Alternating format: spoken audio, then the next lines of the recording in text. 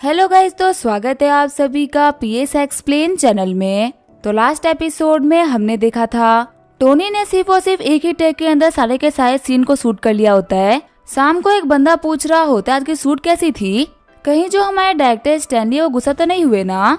तभी दूसरे बंदे उसको बता रहे होते कि डायरेक्टर स्टैनली आज गुस्सा क्यों होंगे, बल्कि वो तो आज बहुत ही खुश थे। जो हमारे मिस्टर स्टार्क है ना, वो तो बहुत ही कमाल के इंसान है। उन्होंने सिर्फ और सिर्फ एक ही टैग के अंदर सारे के सारे सीन को शूट कर दिया। और पता है आज तो पूरे के पूरे 600 सीन शूट हुए हैं। अब जो एडिटर है ना, उसको लगातार ओवर टाइम करना पड़ेगा। हमें तो एडिटर के लिए बहुत ही बुरा लग रहा है। तभी वो बंदा रोते हुए बोल रहा होता है, जिस बदनसीब एडिटर की तुम बात कर रहे हो ना, वो तो मैं ही हूँ। मैं आज थाईलैंड जाने वाला था मसाज लेने के लिए, क्योंकि मुझे लगा था कि नया एक्टर है, इसी वजह से सीन को शूट करने में काफी टाइम लग जाएगा। लेकिन अब तो मुझे लग रहा है कि रात भर जगह काम करना पड़ेगा। सीन चेंज होता है, हम देते नताशा को जो कि बोल रही होती है, टोनी तुम तो सच में काफी कमाल के हो। मैंने आज तक बहुत ही बड़े बड़े एक्टर के साथ में शूट किया है, लेकिन मैं आज तक इतना स्मूथली किसी के साथ भी काम नहीं कर पाई थी। और अगर मैं सच बोल रहा हूँ तो मुझे पहले लगा था कि तुम्हारी एक्टिंग बिल्कुल भी सही नहीं होगी, क्योंकि तुम पहली बार एक्टिंग कर रहे थे, इसी वजह तुम्हें सीखने में थोड़ा टाइम लगेगा। पर तुमने जो कमाल किया है ना, वो सच में कोई भी नहीं कर सकता। आज पूरे के पूरे सेट पर सिर्फ और सिर्फ तुम्हारी बातें हो रही है। टोनी बोल रहा होता है तुम्हें मेरी इतनी तारीफ नहीं करनी चाहिए, मैंने तो सिर्फ और सिर्फ एक्टिंग ही करी है, कोई इतनी बड़ी बात भी नहीं है। सीन को रिव्यू करते हुए स्टैनली बोल रहा होता है, मुझे कभी नहीं लगा था कि थोड़े से एंगल चेंज करने की वजह से और लाइटिंग का यूज करने की वजह से ये सारे के सारे सीन इतने कमाल के हो जाएंगे। अभी ये सीन इतने कमाल के लग रहे हैं ना कि मानो इसके ऊपर एडिटिंग हो गई हो। जब इसकी एडिटिंग कम्प्लीट हो जाएगी तो ये सीन काफी कमाल के लगेंगे। ऊपर से वन टेक में शूट होने की वजह से ये सीन कैसे भी कटे हुए लग रहे। आज गॉडफादर ने मेरी बहुत ही बड़ी एक दिक्कत को सॉल्व कर दिया। मैंने इंडस्ट्री में कुछ लोगों से बात करके अपनी मूवी को इस फिल्म फेस्टिवल के ऊपर रिलीज करने का सोचा था। इसकी वजह से भाईजान ने भी अपनी मूवी की रिलीज डेट आगे बढ़ा ली थी, लेकिन जॉनी शिप के जाने के बाद से ये चीज बिल्कुल भी पॉसिबल नहीं लग रही थी कि सिर्फ और सिर्फ 3 महीने के अंदर ये मूवी रिलीज हो पाएगी। लेकिन जैसे शूटिंग आज हुई वैसे शूटिंग रोज हो गई ना, तो मुश्किल से सिर्फ और सिर्फ 5 दिन के अंदर ये पूरी की पूरी मूवी शूट हो जाएगी। और फिर हमारे पास में काफी अच्छा खासा टाइम बच जाएगा, जिसकी वजह से हमारी मूवी का प्रमोशन करा पाएंगे। सच में जो गॉडफादर है वो तो एक गॉड है जो कि कुछ भी कर सकते हैं। गॉडफादर का मेरी लाइफ में आना सबसे बड़ी अचीवमेंट है।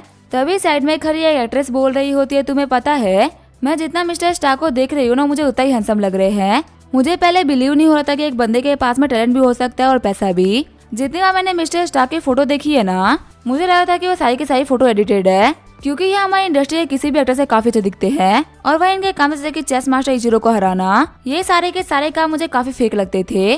पर आज इनकी एक्टिंग देखने के बाद मेरी पूरी की पूरी सोच बदल गई है। दूसरी एक्ट्रेस बोल रही होती है, क्या तुमने नोटिस किया जो मिस्टर स्टार्क है वो काफी डिसिप्लिन भी है। नॉर्मली जो दूसरे एक्टर्स होते हैं ना, वो एक सीन शूट करने के बाद में ब्रेक लेते हैं, लेकिन सिर्फ और सिर्फ सीन को अच्छा और रियलिस्टिक बनाने के लिए लगातार शूट किए जा रहे थे। पता है हम में और मिस्टर स्टार्क में बहुत ही बड़ा अंतर है। हम लोग एक्टिंग को सिर्फ और सिर्फ काम के तौर पे लेके चलते हैं, और ये एक्टिंग को एक्सीलेंस की तरफ लेके जा रहे हैं। मैं तो बस यही प्रे कर रही हूँ कि मिस्टर स्टार्क मुझे स्पेशल ट्रीट करने लगे। दूसरी एक्ट्रेस बोल रही होती है, तुम स्पेशल ट्रीटमेंट की बात कर रही हो, अगर मुझे उनके साथ में बिताने के लिए सिर्फ और सिर्फ एक भी दिन मिल जाए ना, तो भी ये मेरे लिए काफी होगा। मुझे उनके पैसे की लालच नहीं है। मैं किसी को भी ये बात बोल पाऊंगी कि मैं मिस्टर स्टार्क की गर्लफ्रेंड थी, और ये मेरे लिए मेरी लाइफ टाइम की अचीवमेंट होगी। स्टैनली सोच रहा होता है, आखिर जो ये एक्ट्रेसेस है ये कैसी बातें कर रही है। लगता है कि अब मेरे गॉडफादर की इज्जत के ऊपर खतरा आने वाला है। मैं एक बार उनको बता दूंगा कि लड़कियां उनके बारे में क्या सोच रही है। ये लड़कियां उनको अपने बेड पे पटकना चाहती है। सीन चेंज होता है, हम देखते हैं एक बॉस बॉयस कार को, जिसके अंदर से जुई बाहर निकलती है।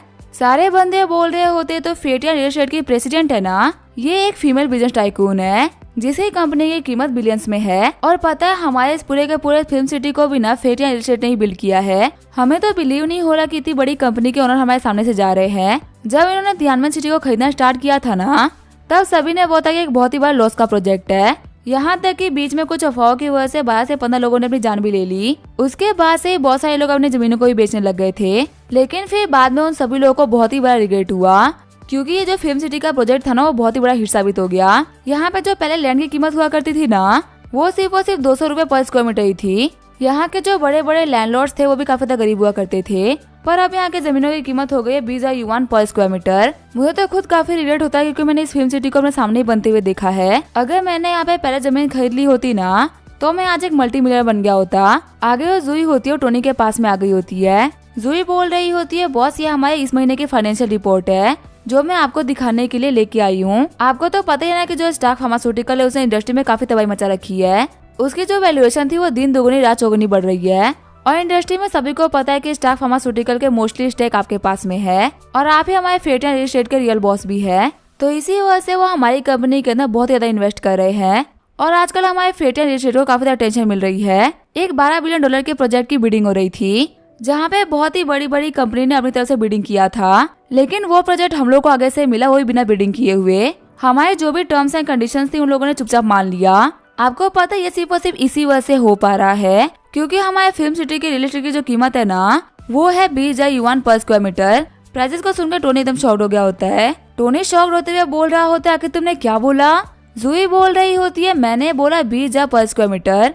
टोनी घबराते हुए सोच रहा होता है 20,000 पर स्क्वायर मीटर का मतलब है कि मुझे काफी सारा प्रॉफिट हो रहा है। मेरे पास में ऑलरेडी 9 ट्रिलियन का एक बोझ है जो कि मेरे कंधे पे है। मैं सोच रहा था कि मैं कैसे भी करके जिंदगी भर में लड़कियों के ऊपर अपना पैसा खर्च कर दूंगा, लेकिन मैंने यहाँ पे जिनके पे जितना पैसा खर्च किया ना वो तो उतनी ही बड़ी बिजनेस टाइकून निकल गई और ये सभी मुझे मेरे पैसे का 100 गुना रिटर्न किए जा रही है।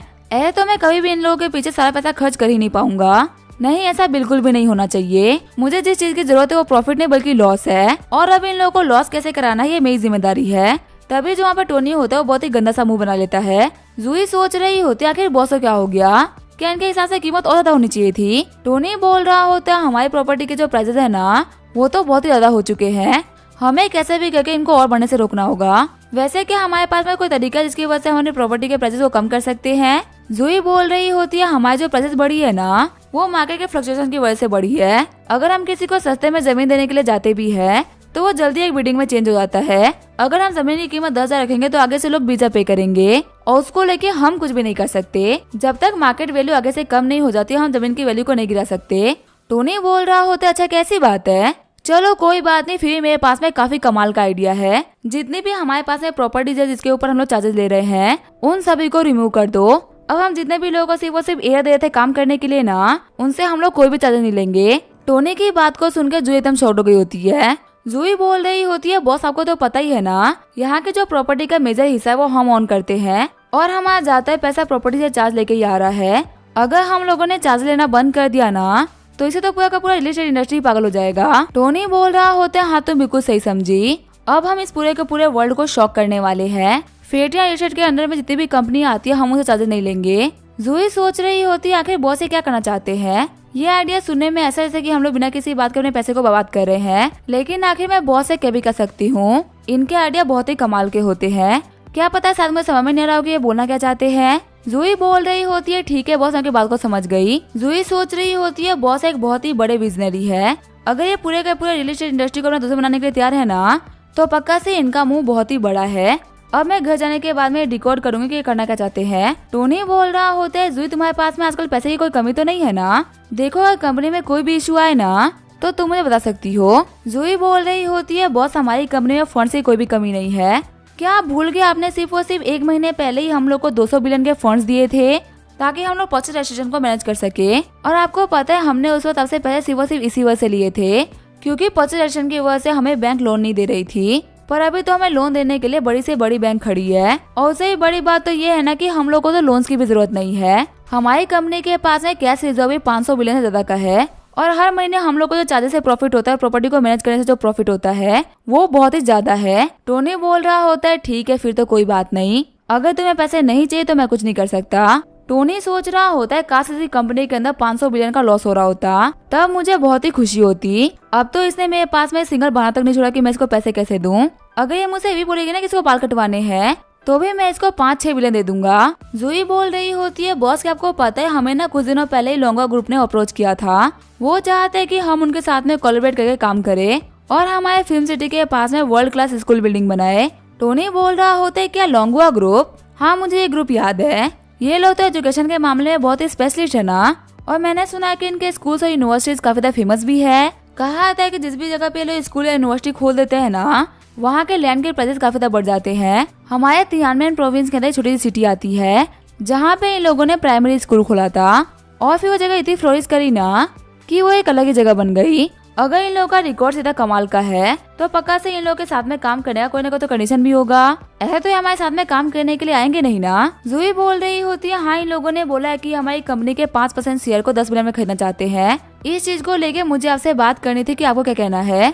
जब हमारे प्राइजेस इतने हाई जा रहे हैं तो क्या हम लोगों के साथ में काम करना चाहिए कि नहीं करना चाहिए। टोनी बोल रहा होता है ये तो सपने देख रहे हैं, 10 बिलियन में हम इनको अपना 5% दे देंगे, जितना हमारा 1 महीने का रेवेन्यू है ना, ये हमारी कंपनी की वैल्यूएशन उससे भी कम लगा रहे हैं। लगता है कि इन लोगों ने टोनी स्टार्क की कंपनी को बहुत ही हल्के में आंक लिया। ठीक है, फिर अब हम लोग खुद ही स्कूल बनाएंगे। आज मैं यहाँ पे फेटियन एजुकेशन ग्रुप को अनाउंस करता हूँ, हमारे जमीनों के एक बड़े टुकड़े को लो और वहाँ पे स्कूल बनाना स्टार्ट करो। किंडरगार्टन से लेके हाई स्कूल तक हमारे पास में हर एक टाइप की स्कूल होनी चाहिए, और हमारी स्कूल इतनी बड़ी होनी चाहिए ना कि भले ही उसके अंदर 1 लाख बच्चे क्यों ना आ जाए, लेकिन उन लोगों को कोई भी दिक्कत नहीं होनी चाहिए। हमारे जो स्कूल हो रहा है वो नेशनल की बेस्ट फैसिलिटी को प्रोवाइड करे। ऐसा नहीं है कि ये बड़ी है तो कमाल नहीं कर सकती, ये जितनी बड़ी होगी उतना ही कमाल करेगी। सबसे पहले हमारी पब्लिसिटी के लिए कंट्री के हर एक टॉप टायर के टीचर को अपॉइंट कर लो। इससे कोई फर्क नहीं पड़ता कि कितना पैसा क्यों ही ना लग जाए, सभी को अपॉइंट कर लो। बाद में जितने भी टॉप क्लास के टीचर्स है ना, ये बाद में नए टैलेंटेड टीचर्स को प्रोड्यूस करेंगे। देखो, मैं जानता हूँ कि मैंने तुम्हें एक बहुत ही बड़ा प्रोजेक्ट दे दिया है, इसी वजह से तुम्हें इस प्रोजेक्ट को करने के लिए 500 बिलियन का फंड मिल रहा है। अगर कम पड़े तो बता देना, मैं तुम्हें और भी पे कर दूंगा। शॉक्ड होते हुए जूही बोल रही होती है, क्या 500 बिलियन? टोनी सोच रहा होता है, सच में मुझे गॉड ने बहुत ही शार्प माइंड दिया है। अगर ये लोग लोंगा ग्रुप के साथ में काम कर लेते ना तो हमारी वैल्यूएशन और भी बढ़ जाती।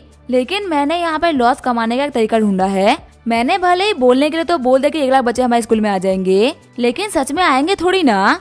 आजकल के टाइम में लोग 2 चीजों के पीछे पैसा लगाने में नहीं सोचते। पहला तो है हेल्थ केयर और दूसरा एजुकेशन। ऑलरेडी हेल्थ केयर की वजह से मुझे बहुत सारे प्रॉफिट हो रहे हैं, क्योंकि वहाँ पे मेरे बहुत सारे पैसे खर्च हो रहे हैं। अब ये सेम चीज एजुकेशन में भी हो जाएगी। हेवंस मेरी हेल्प करने के लिए तुम्हारा शुक्रिया। जूही बोल रही होती है, बॉस आपके प्लान सुनने के बाद में ऐसा लग रहा है ना कि आप यहाँ पे जो भी कुछ कर रहे हैं ना, ये कोई बिजनेस नहीं है बल्कि पब्लिक वेलफेयर का काम है, और हमारी जो कंपनी है वो प्रॉफिट बनाने वाली कंपनी है। अगर हम यहाँ पे चैरिटी करेंगे ना तो लोगों को बिल्कुल भी सही लगेगा। अगर हम लोगों को चैरिटी कराना है तो हम लोग को हार्वर्ड स्टार्क फाउंडेशन से नहीं करा लेना चाहिए। जो प्रेसिडेंट चू यूमो है, उनके फादर भी तो एक पॉलिटिकल लीडर है ना, वो इस मैटर में हमारी काफी हेल्प करा सकते हैं। टोनी बोल रहा होता है, हाँ मैंने सोचा नहीं, पर तुम बिल्कुल सही बोल रही हो। चेयरमैन चू यूमो इस काम के लिए काफी सुटेबल रहेगी। लेकिन यहाँ पे एक चीज आ रही है। जूही बोल रही होती है, बॉस क्या कोई दिक्कत हो रही है? टोनी बोल रहा होता है, नहीं नहीं, मैं तो बस कुछ सोच रहा था, इस चीज के बारे में मैं पर्सनली यूमो से डिस्कस कर लूंगा। जूही सोच रही होती है, पहली बार है जबकि मैंने बॉस को इतना हेजिटेट करते हुए देखा है। मुझे पता है कि प्रेसिडेंट चू यूमो और बॉस काफी अच्छे दोस्त हैं। लगता है कि यहाँ पे इन दोनों के बीच में कोई ना कोई तो फाइट हुई है, इसी वजह से बॉस यहाँ पे इतना सोच रहे हैं। तभी सीन चेंज होता है, हार्वर्ड स्टार्क फाउंडेशन का सीन दिखाया जाता है। निया बोल रही होती है, चेयरमैन चू आपको पता है हमारे फाउंडेशन में कोई दिक्कत आ गई है, जो हमारे फाउंडेशन के फंड्स थे वो बहुत ही कम हो चुके हैं। यूमो बोल रही होती है, क्या इतनी जल्दी ये सब हो गया? यूमो सोच रही होती है, सारी की सारी ही मेरी गलती है, मैं बहुत ही इम्पल्सिव हो गई थी। मैं ये सोच के काफी पागल हुई थी कि टोनी मेडिसिन और चैरिटी का काम एक ही टाइम पे कैसे कर सकता है। मैं इतना पागल हो गई थी कि मैंने बिना सोचे समझे बहुत सारा पैसा फालतू में उड़ा दिया। दिक्कत की बात तो ये है कि मैंने कुछ जैसे कि सैलरी को डबल कर दिया, जो कि रेगुलर एक्सपेंस है। एक चैरिटी वाली फाउंडेशन तो लोगों को बहुत ही कम पे करती है, और हम तो काफी हायर वेज पे कर रहे हैं। कहीं ऐसा ना हो जाए कि मेरी ये गलती इस फाउंडेशन के ऊपर काफी भारी पड़ जाए। चिढ़ते हुए यूमो बोल रही होती है, लेकिन जो मैंने अभी गलतियाँ कर दी वो तो कर दी, जो पैसा हाथ से जा चुका है वो तो वापस नहीं आएगा। आगे मैं पक्का से इस चीज का ध्यान रखूंगी, लेकिन पहले टोनी मेरे कॉल का आंसर तो करे। मैं बार बार तो कॉल कर रही हूँ, लेकिन वो मेरा कॉल रिसीव नहीं कर रहा। मुझे बिल्कुल समझ में नहीं आ रहा है कि मैं करूँ तो करूँ क्या। फंड्स के लिए हमारी फाउंडेशन पूरी तरीके से टोनी के ऊपर बेस करती है। अगर टोनी की तरफ से पैसा नहीं आएगा तो हमारी फाउंडेशन खाली हो जाएगी। निया बोल रही होती है, चेयरमैन चू यूमो एक काम करे ना, पता टोनी को फिर से कॉल कर लीजिए। अगर उनको पता चला ना कि आप इतने इंपॉर्टेंट काम के लिए उनको कॉल कर रही हैं, तो कभी आपको कॉल नहीं काटेंगे। और वैसे भी एक बार ट्राई करने में क्या ही जाता है। यूमो बोल रही होती है, उसका मेरे सामने नाम मत लो, मुझे बहुत ही गुस्सा आ रहा है। निया सोच रही होती है, लगता है इन लोगों की कोई ना कोई तो फाइट वगैरह हुई है।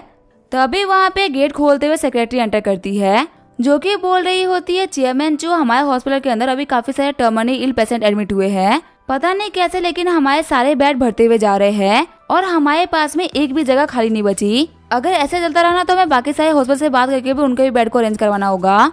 लेकिन आपको तो पता ही है कि हमारे हॉस्पिटल में बाद में पैसा पे कर सकते हैं, लेकिन बाकी सारे हॉस्पिटल में तो हाथों हाथ पैसा पे करना होगा। और अगर हम लोग पेशेंट को एडमिट नहीं कर पाते हैं तो हमें लोगों की तरफ से काफी सारे बैकलैश झेलने पड़ेंगे। निया बोल रही होती है, जियाओली तुम शांत हो जाओ, जो बाकी सारे हॉस्पिटल से बात करने वाली चीज है वो मैं हैंडल कर लूंगी। सभी को पता है कि ये टोनी स्टार्क की फाउंडेशन है, तो पैसा तो कहीं भी नहीं जाने वाला। हमारे पेशेंट को खाली हाथ नहीं जाना पड़ेगा, उन लोगों को बेड मिल जाएंगे। जियाओली बोल रही होती है, ठीक है डायरेक्टर, मैं समझ गई।